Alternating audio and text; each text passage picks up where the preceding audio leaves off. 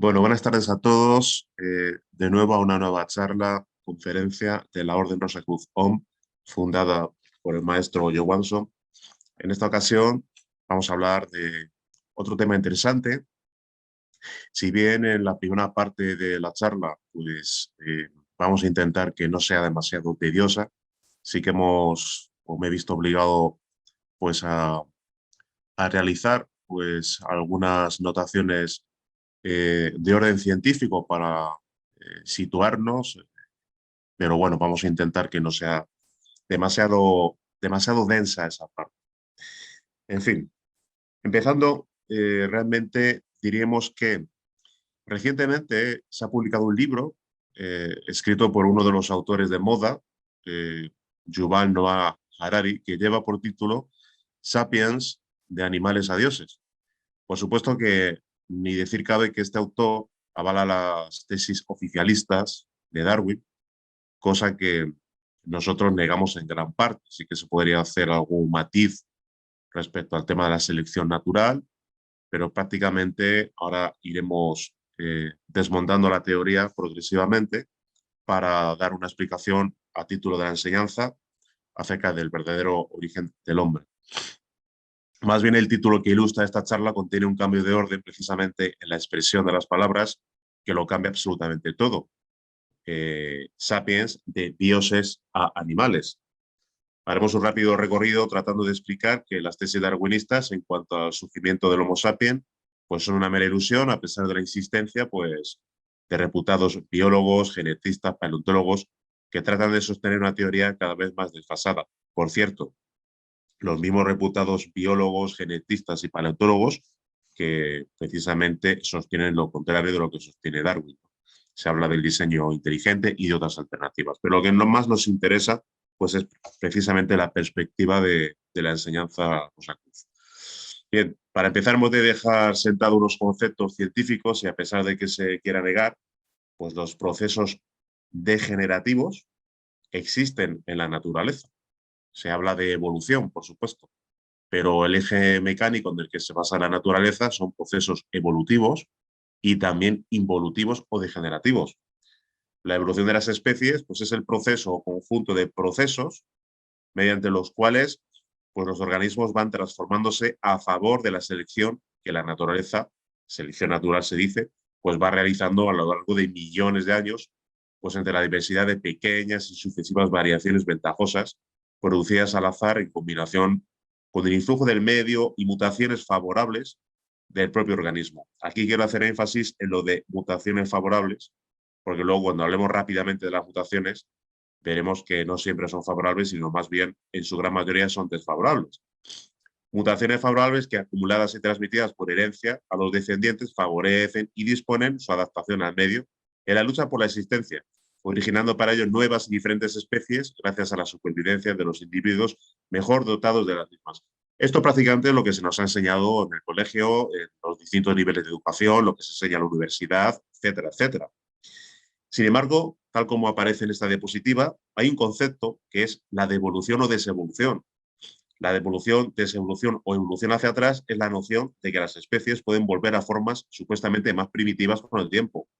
El concepto se relaciona con la idea de que la evolución tiene un propósito que se llama teleología y es progresiva. Por ejemplo, que los pies pueden ser mejores que las pezuñas o que los pulmones que las bronquias.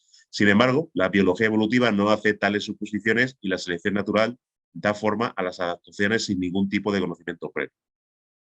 Es posible que pequeños cambios se inviertan por casualidad o por selección. Bien, en el siglo XIX, cuando la creencia en la ortogénesis estaba muy extendida, los zoólogos como Ray Lancaster y Anthony Dohm, los paleontólogos Alpheus Heath y Carl H. Heyman, defendían la idea de la devolución, es decir, de la evolución hacia atrás o la degeneración. El concepto aparece en una novela que se llama Galápagos de Kurt Vonnegut de 1985, que retrata una sociedad que ha evolucionado hacia atrás hasta tener cerebros pequeños. El concepto de evolución degenerativa fue utilizado por científicos en el siglo XIX. En esta época, la mayoría de los biólogos creían que la evolución tenía algún tipo de dirección. En 1857, tal como aparece en esta diapositiva, El médico Benedict Morel, influenciado por el lamarckismo, afirmó que los factores ambientales como el consumo de drogas o alcohol producirían una degeneración social en la descendencia de esos individuos y revertirían a esa descendencia a un estado primitivo.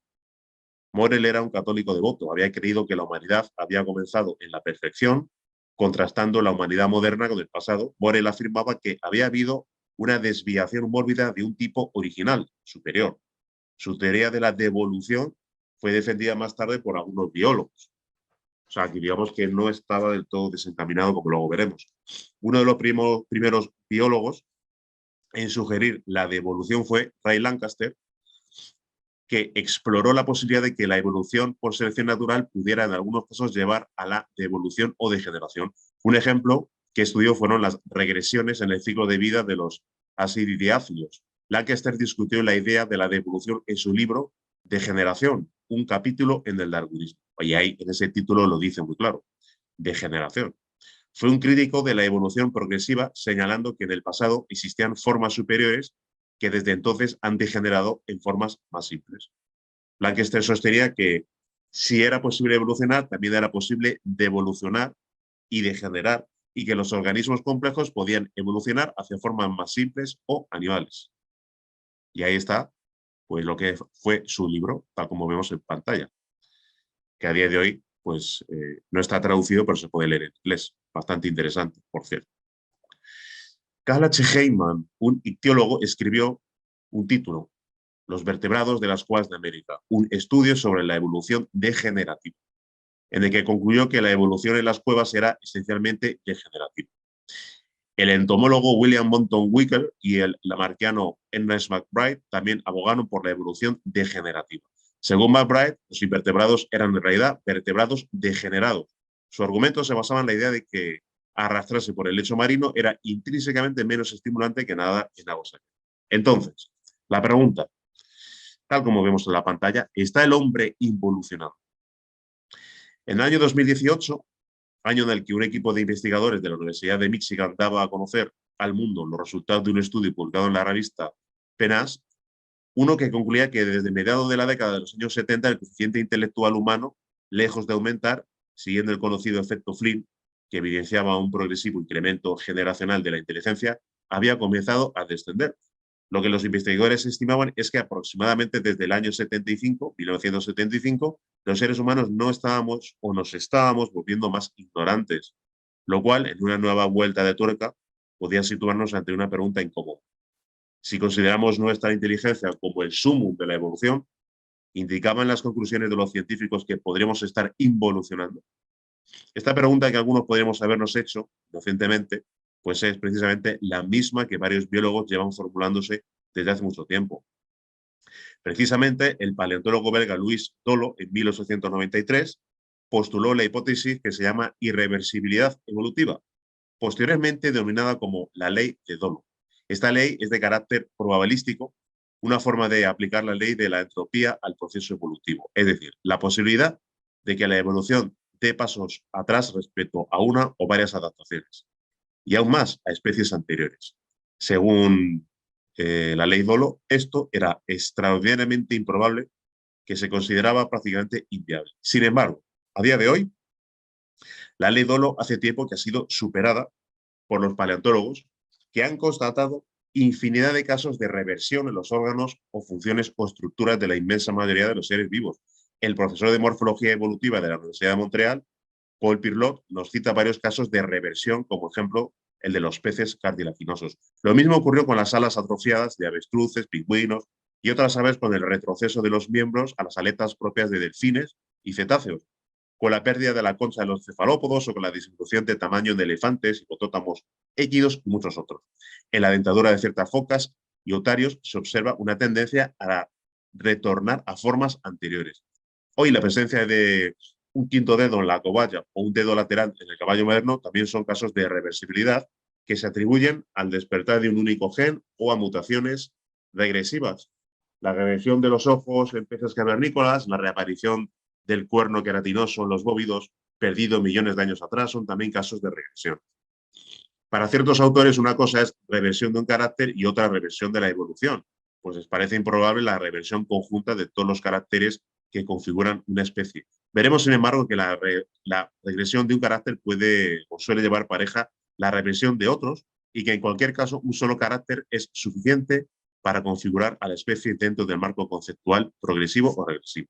En realidad, son innumerables los casos constatables en la naturaleza y los que se puede hablar de regresión más que de progresión para las morfologías grandes, grupos de seres vivos como los cetáceos, ofidios o los antiguos ictiosauриos, no son más que regresiones a situaciones primitivas. El mismo descubridor del Africanus robustus, Robert Broom, quedó sorprendido cuando observó que, aun siendo casi 1 millón de años más reciente que su supuesto antecesor, el Africanus, sus rasgos eran más primitivos. Sus mandíbulas y molares eran menos parecidos a los del hombre moderno que las del Africanus y presentaba además una gran cresta en la cabeza similar a la de los gorilas, cuya misión es afirmar los músculos necesarios para la masticación. Conforme al famoso árbol evolutivo, hoy los hallazgos pues han proseguido a un ritmo vertiginoso y el esquema general que acabamos de ver ahora, y ahora seguiremos viendo en otras diapositivas, se ha venido abajo sin que aparentemente nadie parezca dispuesto a reconocerlo. Conforme aparecen nuevos datos, todas las especies de Australopithecus parecen condenadas a ser apartadas de la línea evolutiva humana. Primero fue apartado el Africanus robustus, luego el Africanus buisei, luego el Africanus como tal, y ahora a raíz de los nuevos hallazgos de Australopithecus en Kenia y Etiopía ya se empieza a apartar, aunque sea tímidamente, al emblemático Australopithecus afarensis. La identidad del Homo habilis cada vez está menos clara, mientras que algunos ejemplares presentan caracteres similares a los del Australopithecus, otros, aunque más antiguos, presentan rasgos más modernos que el Homo erectus.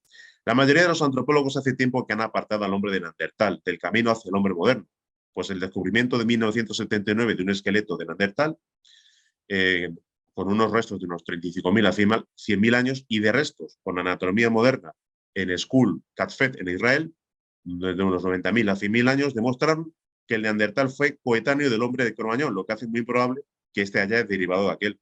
Hoy en día casi todos los paleontólogos consideran que el Neandertal no ha sido más que una línea evolutiva secundaria, habiéndose retirado en consecuencia el título de Homo sapiens neanderthalensis, rebautizarle con su antiguo nombre como Homo neanderthalensis. Hoy lo mismo podemos decir del Homo erectus, el último candidato a predecesor del Homo sapiens. Pues según los últimos descubrimientos, también había miembros de esta especie hace unos 40.000 años, incluso menos ambas especies fueron coetáneas en consecuencia, haciendo también improbable que el Homo sapiens derive del Homo erectus. Bueno, en consecuencia, ¿qué nos queda entonces? Pues ni más ni menos, lo que sostenemos es pues, un camino plagado de incoherencias y de contradicciones, pues que se complica cada vez más con cada nuevo descubrimiento, la verdad. Cuando uno examina las condiciones a las que se fueron encontrando o en las que se fueron encontrando algunas de las piezas del puzzle, pues uno tiene la sensación de que aquellas se adaptaron más a las teorías que estas a los fósiles. Bien, existe pues, un concepto bastante interesante del cual se hace exposición en un libro bastante agotado que se llama La caja negra de Darwin. Ahora veremos lo que es la portada. Aquí seguimos viendo pues, un poco todo el árbol filogenético que todos hemos en algún momento aprendido en los distintos niveles de educación, pues un árbol que, bueno, pues tampoco de alguna manera tiene bastante fundamento. Aquí está el libro de Michael J. Beck, La caja negra de Darwin. Este autor, la verdad es que es muy interesante porque viene a decir lo siguiente. Si se toma una encuesta de todos los científicos en el mundo, la gran mayoría, según el autor, diría que creen en el darwinismo y que es verdadero, pero los científicos, como todos los demás, basan la mayoría de sus opiniones en la palabra de otras personas. De la gran mayoría que acepta el darwinismo, la mayoría, aunque no todos, lo hacen con base en la autoridad científica. Además, y desafortunadamente, con demasiada frecuencia, las críticas han sido descartadas por la comunidad científica por temor a dar municiones a los creacionistas. Es irónico que en nombre de la ciencia protectora, la aguda crítica científica de la selección natural haya sido dejada de lado. Lo que se debe de presentar contra el darwinismo se puede resumir de la siguiente manera.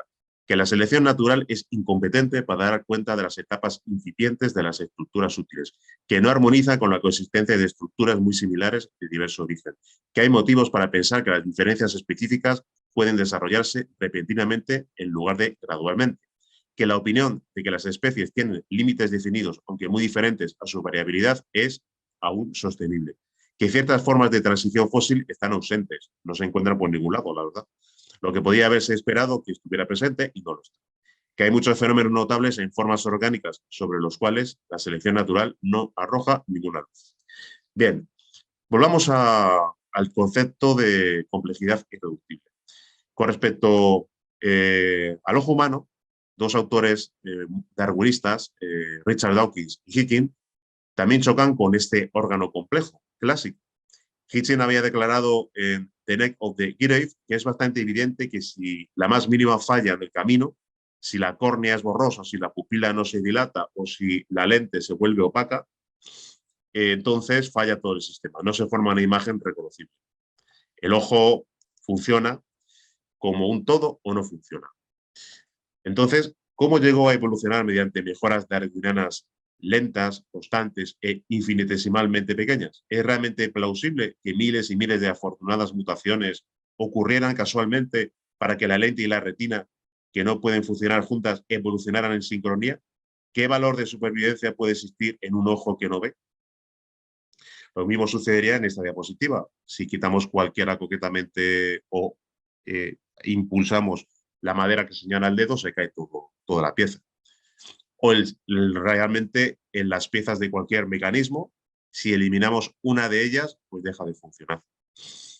Darwin sabía que su teoría de la evolución gradual por selección natural conllevaba una pesada carga. Si se pudiera demostrar que existía un órgano complejo, como por ejemplo un reloj, que no podría haber sido formado por numerosas y sucesivas modificaciones leves, la teoría se rompería por completo. Es seguro decir que la mayor parte del escepticismo científico sobre el darwinismo en el siglo pasado se ha centrado en ese requisito. Aquí lo que se viene a decir con el concepto de complejidad irreversible, pues es justamente eso.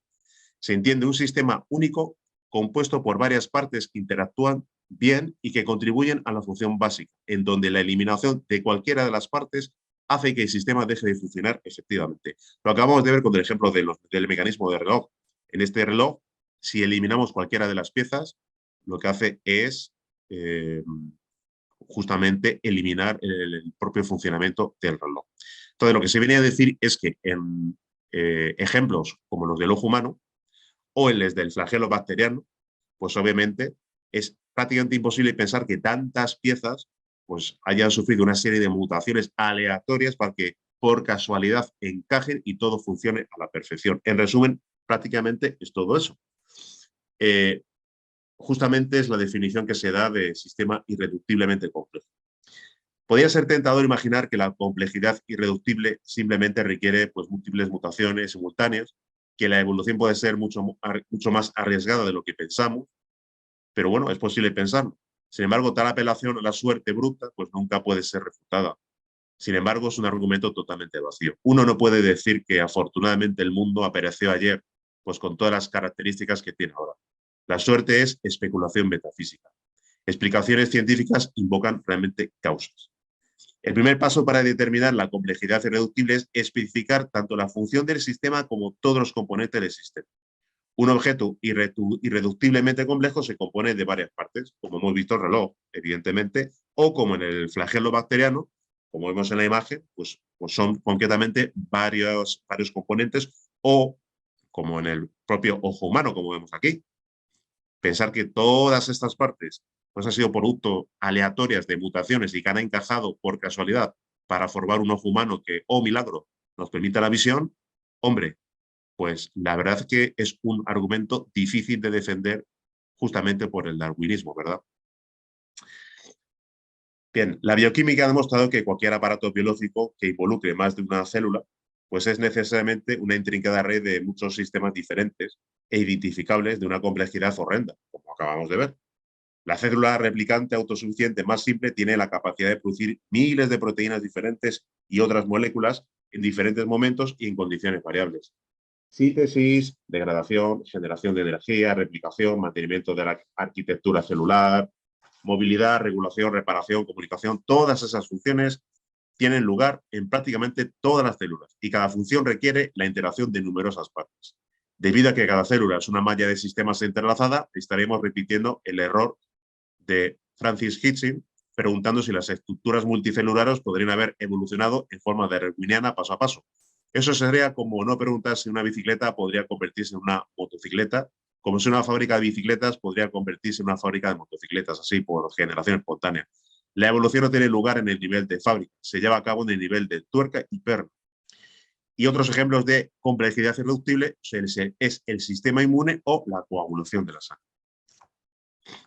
Bien, aquí vemos los ejemplos del ojo humano. Bien, mutaciones.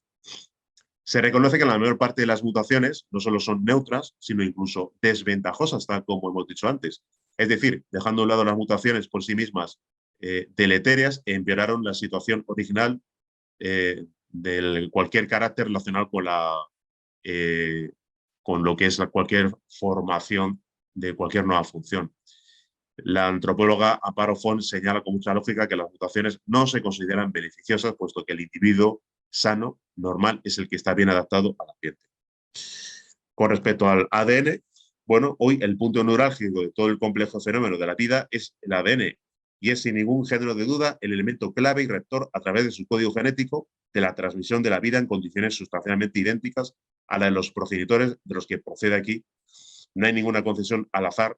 El orden de colocación de los nucleótidos en las diferentes secuencias operativas del ADN de las especies vivas sigue siendo un misterio. La maquinaria está en suma y delicadamente compleja, que cualquier cambio, modificación o alteración de los genes en las secuencias codificadas daría al traste con tanta perfección o un diseño e impediría sin remedio el cumplimiento de los programas básicos, funcionales, contenidos en dicho código.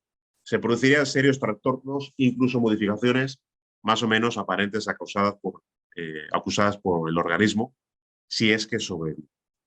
Las mutaciones mencionadas en términos biológicos, es decir, estos errores o alteraciones, perturbaciones, daños, anomalías, aun produciéndose por accidentes naturales, espontáneos o provocados, lo hacen aleatoriamente y una vez más, como resultado de los mismos, pues nunca se llegará al supuesto fenómeno evolutivo de hacer que el mecanismo reproductor de los diferentes organismos determine u oriente un proceso capaz de crear pues, una nueva función.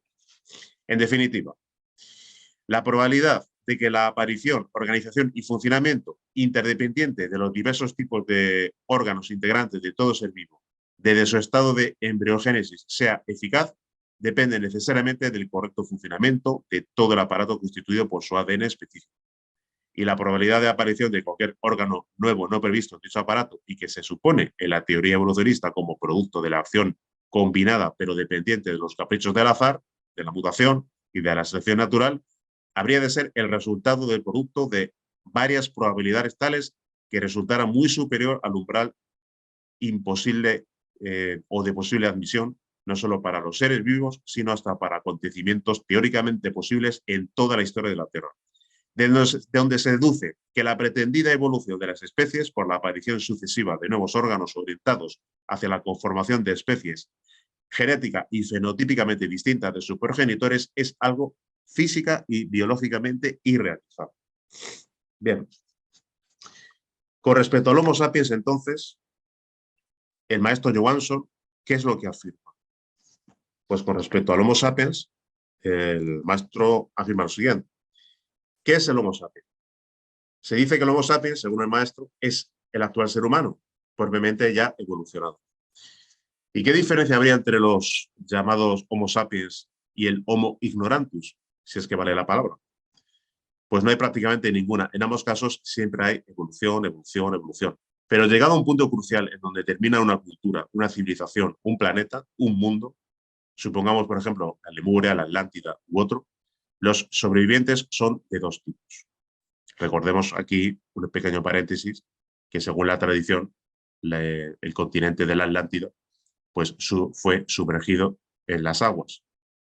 Hay referencias en distintos textos de Platón, pero dedicaremos alguna conferencia a extendernos sobre este tema.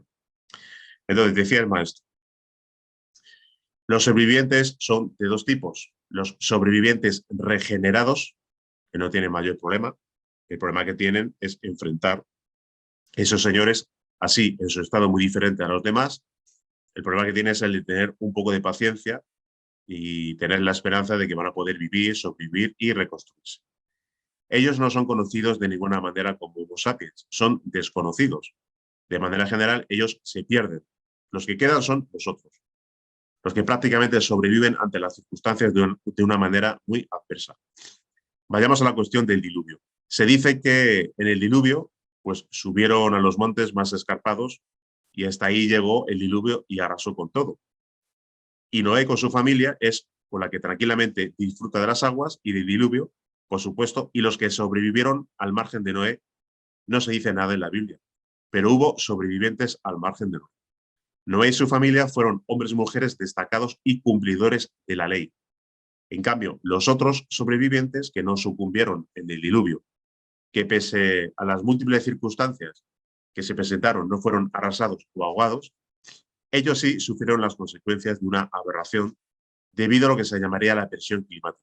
Entre ellos, si no pudieron fácilmente adaptarse a las circunstancias, tuvieron que sobrevivir como animales. Y es obvio que lo que primó ante todas las cosas es el instinto sexual. Y tuvieron ellos hijos, movidos y promovidos por el instinto. Ellos podían ser propiamente considerados como los Homo sapiens, frutos de la degeneración de los subsistentes, del Atlántico. En este caso, con una serie de aberraciones, pero descendientes del mono, como se pretende hacer creer, no lo son. Son descendientes de los animales racionales que prácticamente estaban en proceso de degeneración.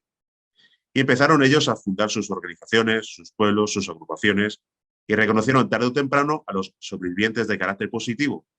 Y como es normal, y no nos gusta la cara y concentración, concentraron las rencillas, las peleas, los ataques, y los sobrevivientes tuvieron, naturalmente, en este caso, que defenderse. De nada servía pretender hacer que con el amor rechazaran todo el salvajismo de los subsistentes. Tuvieron que emplear otro tipo de situaciones de tal manera que dieron a los que les atacaban lo que se merecían. De todas maneras, los que ganaron fueron de una manera u otra más o menos respetados y los atacantes se fueron alejando. Era preferible para ellos, no podían y se fueron reproduciendo, multiplicándose, formando pueblos, creciendo poco a poco, pero manteniendo su naturaleza degenerada, bestial. Ellos son considerados como Homo sapiens. Los demás superaron en el estado, diríamos, de depresión que ocasionó la pérdida de tanta situación y trascendieron tal figura y subieron, diríamos, un nivel de carácter habitacional, otra dimensión. Poco a poco se fueron. Por supuesto que todo ese aspecto no está relatado en la Biblia ni tampoco en ningún otro aspecto. Y lo que sí se relata es a partir de la subsistencia de los subsistentes, no de los sobrevivientes. Los supervivientes o sobrevivientes rebasaron completamente todas las llamadas leyes y los subsistentes son los que empezaron a evolucionar. Otra vez a formar la horda, la tribu, el pueblo, guerras, ataques, asaltos y todo lo que se conoce a través de la historia. Eso es el Homo sapiens. ¿Qué ha cambiado? En la actualidad es el mismo tipo de personaje que antes. Lo que ha cambiado es simplemente lo que llamaríamos cultura. Antes mataban a puñales, golpes, lanzazos, etcétera, y hoy se mata con vacunas. Podríamos decir con armas de fuego o armas más sofisticadas. Esa es la figura. El animal racional es un ente degenerado, no solo en el aspecto psicológico, sino degenerado también físicamente, y en cuanto a su ADN, también está degenerado. Esa sería la pregunta. Bueno, el maestro contesta, así es, el subsistente al margen de los conceptos tradicionales de la gramática española realmente corresponde o constituye un espécimen inferior. Por eso es sub, por debajo de la normalidad. En cambio, un sobreviviente está por encima de la normalidad. Los sobrevivientes han logrado trascender las pequeñas grandes dificultades y diríamos, como algunos sostienen, se elevaron a una octava superior de vida. En cambio, los otros fueron afectados en todo sentido, no solo físicamente, sino en lo emocional, intelectual, mental y volitivamente y físicamente. Tuvieron una serie de repercusiones que afectaban no solamente las manos, los pies, las uñas, los ojos, la nariz, la boca, etcétera, sino también la cuestión eminentemente genética, su ADN. El mismo que, sin embargo, es portador de toda la memoria ancestral. Todo lo que fue el subsistente lo lleva en sus gónadas, en su ADN. Y en cualquier momento puede ese tipo de situación más o menos volver afuera a la superficie, aflorar y nacer en cualquier momento, en cualquier persona, y esta mostrar cierto tipo de condiciones de conducta, de hábitos completamente ajenos al momento actual en que podríamos vivir. Prácticamente sería considerada como una persona fuera de sí, un loquito, por entendernos. En la situación actual en la que vivimos, pretender vivir como, por ejemplo, un Tarzán simplemente no es nada racional. Sin embargo, es producto de la afloración de su propia memoria. Sería de una manera u otra exterminados o recluidos hasta su extinción. Simplemente se cumple el ciclo. No podrían, diríamos, de manera general, lograr su adaptación al medio ambiente en esa condición y mucho menos lograr una regeneración de manera general. De manera excepcional, podría darse el caso de que alguien sí lograra adaptarse a la nueva circunstancia, pese a haber despertado toda aquella influencia ancestral en sí mismo. Ver la realidad de manera diferente, inclusive poder llegar a captar la forma de trascender todo ese estado con la transmutación sexual. Podría ser, pero sería un caso excepcional. Pregunta: ¿todos los animales racionales que poblamos este planeta somos parte de los que subsistieron porque los que sobrevivieron se pasaron a la cuarta dimensión? Y el maestro dice, bueno, prácticamente no podríamos decir todos en el sentido general de la palabra. Hay quienes prácticamente se han extinguido plena y totalmente con todos los cataclismos. Vale decir, al significar un cataclismo, el acabóse completo para sí mismos, diríamos en ese caso de sus 108 vidas numerales. Se han acabado y entonces empezó el periodo de la involución. Pudieron volver a nacer en otros organismos, ya animales, etcétera, y al final dejaron de ser. Algunos sí, todavía con alguna posibilidad que tuvieron de manera singular y pueden haber persistido y persisten en la actualidad y son conocidos como seres humanos. La generalidad de seres humanos son producto de una situación sexual conocida por todos, la fornicación, de manera general. Es muy difícil encontrar personas que hayan sido producto de la castidad, de la transmutación integral. De modo que los que han nacido producto de la castidad tienen más posibilidades que cualquier otro fruto, pero no por eso son singulares, especiales. No es el trabajo de sus progenitores quienes les da la gran facilidad de lograr la autorización, sino el trabajo de ellos mismos. Tienen un poco de ayuda, cierta situación muy positiva, muy singular, pero eso es simplemente algo, no lo es todo. Es como si alguien estuviera en el desierto de la vida y necesita agua y alguien de muy buena voluntad le brinda agua. Eso no quiere decir que quede satisfecha su necesidad de agua mientras cruce todo el desierto.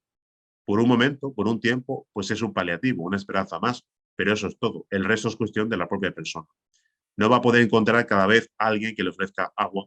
De repente, en vez de agua, le dan un tiro entre los beduinos, si atraviesa el desierto. Los guerrilleros le encuentran tirado por el suelo arrastrándose, le dan una patada o le dejan abandonado. Bien, los humanoides de la Lemuria, afirma el maestro John Watson, cosecharon lo que sembraron y se destruyeron a sí mismos tras cruentas guerras que culminaron con un cataclismo mundial producido por las explosiones atómicas. Todos los continentes sufrieron terribles convulsiones, terremotos, maremotos, huracanes, inundaciones, y finalmente, tras larga agonía, se hundieron los continentes en un bramido sordo de las aguas que tragaban lo que un día fue la floreciente Lemuria. Terribles convulsiones marinas arrojaron del profundo lecho de los océanos nuevas tierras. Multitudes degeneradas eran y hacían esfuerzos por no ser tragadas. Muchos, exhaustos, agotados, completamente fuera de sí, alienados, con los cuerpos contaminados, semidestruidos por la secuela corrosiva de los rayos láser, la radioactividad, se enfrentaban y aferraban como ratas mojadas a los nuevos continentes que emergían y sobrevivieron. Sobrevivieron a los terribles cataclismos. No solo humanoides degenerados, sino también muchas especies animales que también sufrieron las consecuencias de la ciencia humana de esos lejanos tiempos. Los humanoides supervivientes penosamente pugnaban con las bestias de la naturaleza por algún elemento que podía servirles de alimento. El cerebro degenerado, el instinto atrofiado, hizo de esos entes subhumanos verdaderas escorias, piltrafas de la vida. La naturaleza todo lo purifica con el fuego del agua, y poco a poco las condiciones de vida fueron haciéndose posibles. El instinto logra liberarse, continúa la vida, y ante la liberación plena abundan los coitos. Entes subhumanos, degenerados totalmente, cohabitaron con bestias subanimales. Necesidad obliga. Y de esa aberración sexual surgen los frutos. Nuevas criaturas vivientes, semi-humanoides, semi-animaloides. Muchos frutos de ese tipo de procreación perecieron, pero muchos otros lograron sobrevivir y se extendieron y aún viven en toda la superficie del planeta. Sin embargo, no solo hubieron sobrevivientes degenerados, sino también sobrevivieron al cataclismo mundial auténticos seres humanos, verdaderos hombres, sublimes vírgenes, excesos budas de perfección. Estos últimos, forjados en el fuego de la castidad, pudieron sobrevivir sin ser afectados en lo mínimo por la fiereza de los elementos, la contaminación atmosférica ni la radiactividad, y prepararon el advenimiento de las nuevas civilizaciones al advenimiento de la Atlántida. Inicialmente, dos tipos de seres humanos poblaron la Atlántida: el degenerado fruto de las fornicaciones aberrantes de los sobrevivientes lemures con las bestias de la naturaleza, y la nueva generación fruto de la fecundación consciente en el inmaculado vientre de las vestales y vírgenes de los templos lemures, realizado por los virtuosos sobrevivientes al cataclismo mundial. Por aquí y por allá surgen las hordas, las tribus de bípedos semirracionales que se agrupan para subsistir, forman grupos más o menos grandes, pueblos en los que el objetivo de la vida es simplemente comer y fornicar. Se multiplican por millares criaturas animalescas, monstruosas. Habitan las oscuras cuevas, las cimas de las montañas y la profundidad de las nuevas selvas. El impulso vital de la bestialidad va cesando poco a poco. Algunos miles de años, la fiereza de las reacciones naturales del organismo planetario va decreciendo. Todo se purifica. La naturaleza depurada de la escoria cultivada por los desaparecidos lemures abre sus brazos para recibir a las nuevas generaciones de seres humanos. Los sabios lemures supervivientes, haciendo uso del fuego de su virtud, lograron excelsas purificaciones y conquistaron cada vez más y más grados en su ascenso a la cristificación, y prepararon el escenario en el que se desarrollaría el nuevo drama de la vida atlántica. Los continentes que formaron el mundo de ese entonces, la Atlántida, también recibieron en su seno a todos aquellos seres rezagados que en el último momento habían iniciado su trabajo de retorno a la madre naturaleza, al Padre íntimo, a objeto de que continuasen su obra y se remontaran a las cimas de la cristificación. Y junto a ellos se gestaron los irremediablemente perdidos, los luciferes de la Lemuria, disfrutando de las últimas oportunidades de regeneración brindadas por la ley divina. Por un lado, surgen poderosas civilizaciones santas, altamente científicas, castas, amantes de la vida, de la luz, del fuego, fieles adoradores de la divina y bendita Madre Cósmica, adoradores del Dios verdadero. Magníficos logros. La naturaleza pródiga brinda sus exquisitos frutos a los seres que saben cuidar de su simiente. Se levantan grandes y nuevas ciudades. Reyes sabios gobiernan a los pueblos igualmente sabios. La ciencia da nuevamente sus frutos. Los descubrimientos altamente científicos hacen de la vida algo digno de vivirse. Hay paz, amor, felicidad, comprensión. No hay lo mío de lo tuyo. Todo es religión, auténtica y verdadera religión. Por otro lado, se erigen fastuosos reinados, terribles civilizaciones perversamente científicas, amantes del vicio, de la degeneración, de la fornicación, de las tinieblas del dolor y adoradores del falso Dios, del ego. Pero eso ya es otra historia que detallaremos en su momento. Bien, hasta aquí lo que afirma el maestro Johansson. Entonces, si la situación del Homo sapiens se encuentra relacionada con una espiral de degeneración, obviamente la solución ha de venir por el mismo camino que la causó. Nos referimos a la energía sexual. Conforme al enseminis, trascender la animalidad e iniciar el camino de la regeneración es posible, y la clave nos la proporciona el trabajo con nuestras propias aguas, justamente el enseminis. Y precisamente el venerable maestro Johansson afirma lo siguiente: la simiente humana es divina, es solar, y en ella se hallan latentes todas las potencialidades que posee un hombre. La criatura llamada humana desconoce completamente todo el poder divino que se haya contenido en su simiente. Desconoce todo aquel potencial de vida que se haya encerrado en su enseminis. El ser humano, que verdaderamente sabe lo que contiene su simiente, un día se convertirá en un hombre solar. Lo más precioso que tiene la criatura humana es su semilla, su simiente. Nada hay en el universo que tenga un valor semejante al de la simiente humana. La simiente humana es invalorable. La simiente humana es energía solar, latente. Basta saber cómo desarrollar todo el potencial energético contenido en el enseminis para transformarnos completamente, convertirnos en seres humanos y lograr nuestra realización como hombres reales y auténticos. La energía sexual es vida, y es gracias a esa energía contenida en nuestra simiente sexual, en nuestra simiente divina, que del nivel de bestialidad en que se debate la llamada humanidad podemos elevarnos hasta las ígneas alturas del superhombre. La importancia de nuestras aguas espermáticas se ve reflejada en la tradición alquimista. Los alquimistas buscaban lo que ellos denominaban la materia prima, la cual constituía uno de los grandes secretos de la gran obra. Esa misma materia prima lo constituye llamado mercurio en bruto. Según el alquimista Milius, el mercurio es la sustancia arcana, la prima materia, el padre de todos los metales. Georges Aurats, un gran alquimista, en su obra El jardín de las riquezas, afirma: se trata de nuestra materia y nuestro secreto, que ha sido nombrado de 1000 maneras por los filósofos herméticos. Arnaldo de Vilanova, el gran alquimista, afirma: tú, que deseas explorar el secreto de este arte, te hace falta reconocer la materia primera de los metales, sin la cual serás frustrado del fruto de sus trabajos. Roberto Valensis, en su obra La gloria del mundo o La tabla del paraíso, con respecto a la materia, afirma: si llegáis a realizar todas las operaciones de vuestro arte, todas las disoluciones, coagulaciones, descomposiciones, destilaciones, aumentos, albificaciones, todo ello sería inútil sin un verdadero conocimiento de nuestra materia. Y también afirma: resulta verdaderamente maravilloso que en tantos busquen una cosa tan ordinaria y que, sin embargo, sean incapaces de encontrarla. Hoy en día, la propia ley de la entropía, el desorden, el caos lo inunda todo. Y nuestra psiquis no es una excepción. El animal racional es un trío de materia, energía y ego. El ego está compuesto por infinidad de yoes. Si no realizamos un trabajo interior sobre nosotros mismos, los yoes se irán complicando más y más, degenerándose progresivamente, volviéndose cada día más perversos. El objetivo primordial del trabajo de regeneración lo constituye el despertar de la conciencia. ¿Qué sucede si no se transmuta la simiente? Pues el maestro Johansson afirma: en todo lo que puede prácticamente en cuanto a la simiente, también existen leyes. La ley fundamental para la simiente, especialmente refiriéndose a la simiente humana, es no fornicar, no orgasmo, no eyaculación seminal.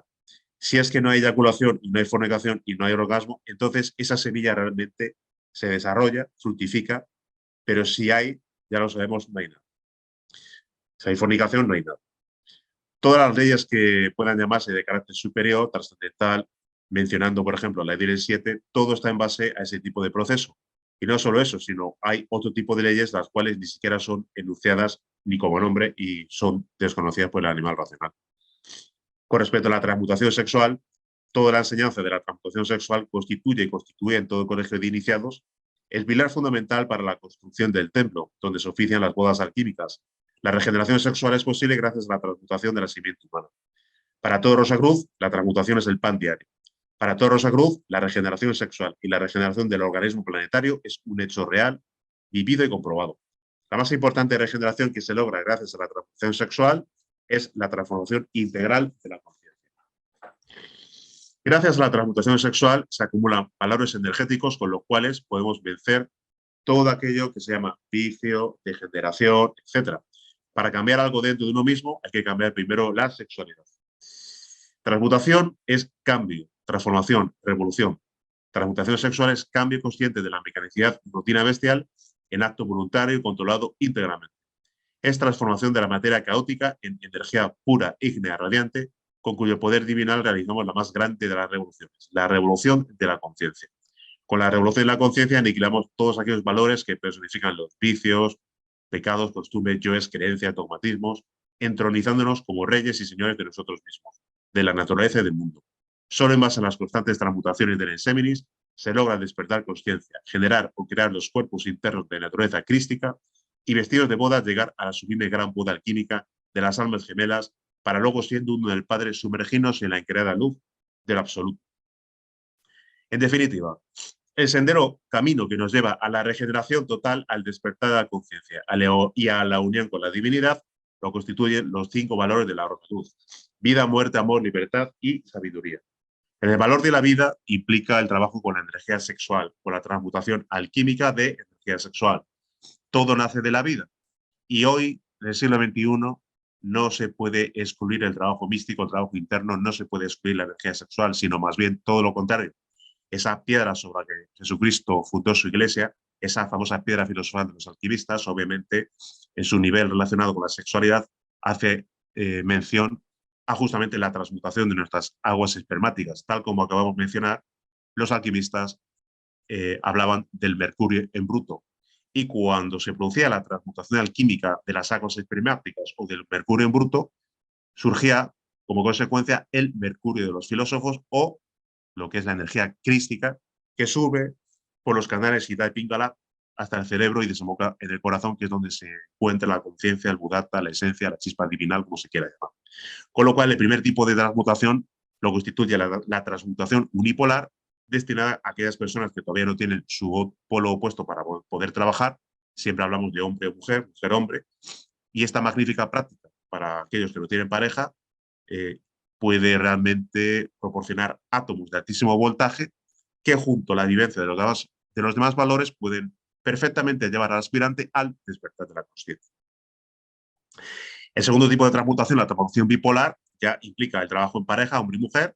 En esta diapositiva vemos pues, un ejemplo, se pueden coger de las manos, donde se establece una corriente bioelectromagnética, un intercambio energético como antesala o como preparación para vivir el tercer tipo de transmutación, que es la transmutación integral.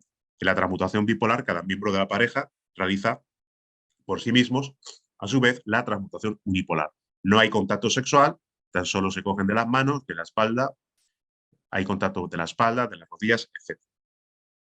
En el arcano solar, el famoso secreto secretorum, arcano solar también llamado arcano real, arcano AZF, magia sexual, alquimia sexual, Udvareta Yoga, Tantra Blanco. Aquí ya sí que hay contacto sexual, pero no hay ni eyaculación ni orgasmo. Hay una magnífica transmutación de la simiente, la cual asciende victoriosa por los canales de transmutación, los nadis y Pingala, como hemos dicho y hemos visto anteriormente, hasta el cerebro y posteriormente desemboca en el corazón. Bien, en el valor de la muerte, habla concretamente de, obviamente no podemos ser libres si estamos sometidos a las cadenas del ego. Entonces, obviamente, para empezar a morir debemos empezar a controlar, a realizar un control yoístico, a realizar un control de nuestros egos, de los yoes. Si realizamos un control de los yoes y lo que hacemos es impedir la manifestación de los yoes, que es justamente lo que se manifiesta a través de la máquina humana, con todo animal racional, pues obviamente empezaremos su debilitamiento. Evitar la manifestación del ego de los yoes implica debilitarlo. Sin embargo, si hacemos lo contrario, si lo que hacemos es expresar, dotar de energía al ego para que se exprese, pues simplemente lo que hace es reforzarse. Y lo que nos interesa es justamente lo contrario, la debilitación del ego. Para cuando se dé el caso de que cuando alguien alcance el despertar de la conciencia y posteriormente, como consecuencia de las prácticas con el gran arcano, tenga la dicha del despertar de esa fuerza, de esa divina madre en uno mismo, de esa simbólica espada de Excalibur extraída de la piedra del sexo. Nos referimos a esa serpiente lumínica que duerme enroscada 3 veces y media en el chakra Muladhara, que es una particularización en el hombre de la divina madre. Si alguien cuenta ya con ese fuego sagrado, entonces ya puede empezar a eliminar los yoes. Hay una conferencia en nuestro canal de YouTube dedicada a justamente la verdad sobre la fuerza Kundalini, que invitamos a todos los amigos a que la puedan. En el valor concretamente de la libertad, nos habla precisamente de que no vivimos conscientemente, tenemos que aprender a vivir conscientemente de segundo en segundo. Para ello, utilizamos justamente las prácticas relacionadas con la división de la atención consciente. Tenemos que trabajar con la atención, en este caso con la atención consciente. Y tenemos dos columnas torales, el autorrecuerdo y la autoobservación. Mediante el autorrecuerdo, nosotros lo denominamos las prácticas del IAU, individualidad, acción, ubicación. Mediante el autorrecuerdo nos autorrecordamos como consciencias, no como la persona, no como persona humana, sino como consciencias, sin perder la noción de quiénes somos como consciencias, ya sí con la autoobservación, mediante la atención consciente, mediante la observación, autoobservación, extendemos ya la atención hacia lo que estamos haciendo en un momento dado y también mediante la autoobservación con la atención consciente, sin perder la noción de quiénes somos como consciencias y de lo que estamos haciendo en un momento dado, extendemos la atención hacia el lugar en el que nos encontramos.